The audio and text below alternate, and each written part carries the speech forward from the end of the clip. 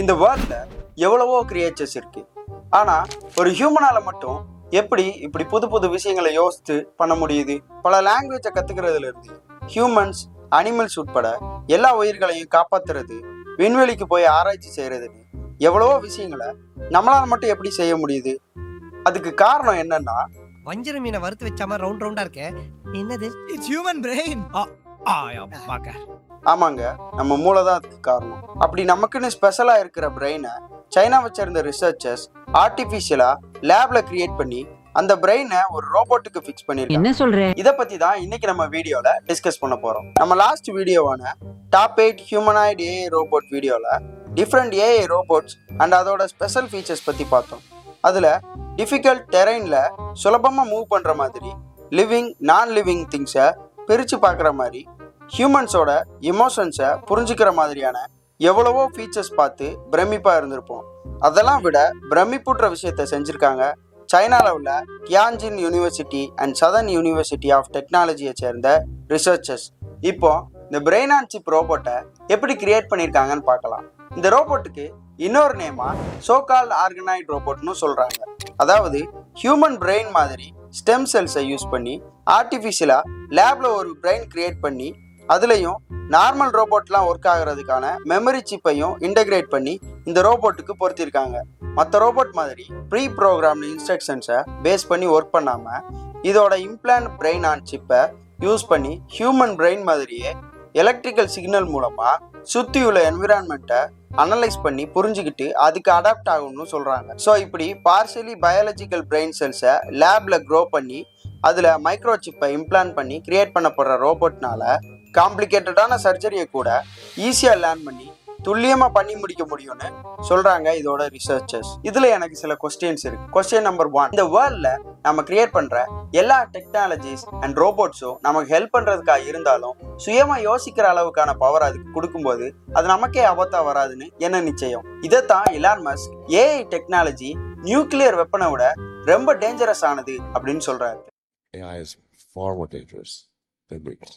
ஃபேமஸான scientist Stephen ஹாக்கிங்கும் ஏஐயோட dangerous பத்தி பேசியிருக்காரு. ஃபுல் ஏஐ ஹியூமன் எப்போ டெவலப் பண்றானோ அன்னைக்கு தான் ஹியூமன் ரேஸோட எண்ட் ஆரம்பிக்கும்னு சொல்றாரு. But I think the development of full artificial intelligence could spell the end of the human race.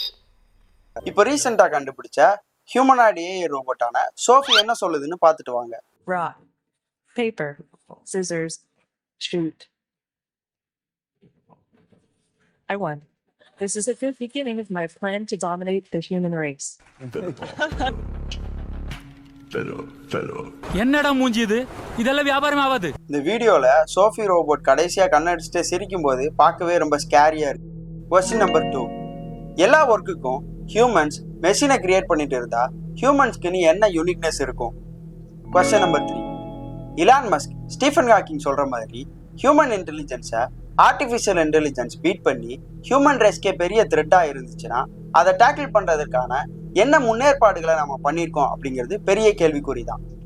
இந்த மாதிரி நமக்கு எத்தனையோ கொஸ்டின்ஸ் இருந்தாலும் இப்போதைக்கு அது எதுக்குமே ஆன்சர் இல்லை அப்படிங்கிறது தான் உண்மை. இப்போ ஏஐ எந்த அளவுக்கு டேஞ்சரஸா இருந்திருக்கு அப்படிங்கிறத சில எக்ஸாம்பிள்ஸோட பார்ப்போம். நம்ம லாஸ்ட் வீடியோல பார்த்த கண்ணால பார்க்க முடிகிற ரோபோட் மட்டும் தான் ஆபத்துன்னு நீங்க நினைக்கிறீங்கன்னா அதுதான் மிகப்பெரிய தப்பு. இதை நிரூபிக்கிற விதமா என்கிட்ட சில எக்ஸாம்பிள்ஸ் இருக்கு.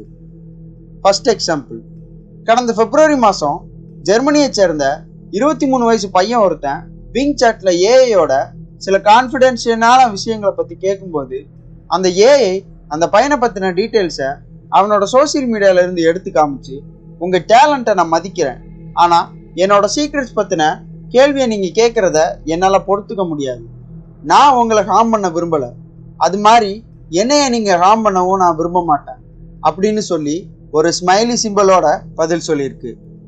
இப்போ செகண்ட் எக்ஸாம்பிள் பார்ப்போம்.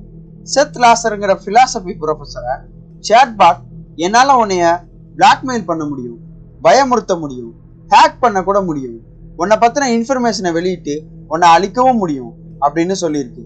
அதை அந்த ப்ரொஃபஸர் ஸ்க்ரீன் ரெக்கார்ட் பண்ணி ட்விட்டரில் வெளியிட்டிருக்காரு.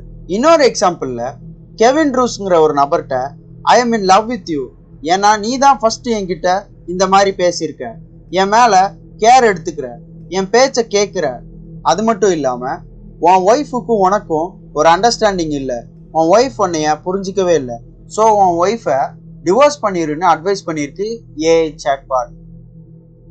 இந்த மாதிரி ஏஐயோட டேஞ்சரஸ் பற்றி தெரிஞ்சுக்க நிறைய எக்ஸாம்பிள்ஸ் இருக்குது. இதெல்லாம் கேட்கும்போது ஒரு சயின்ஸ் ஃபிக்ஷன் படம் பார்த்த மாதிரி பயமாக இருக்குதா?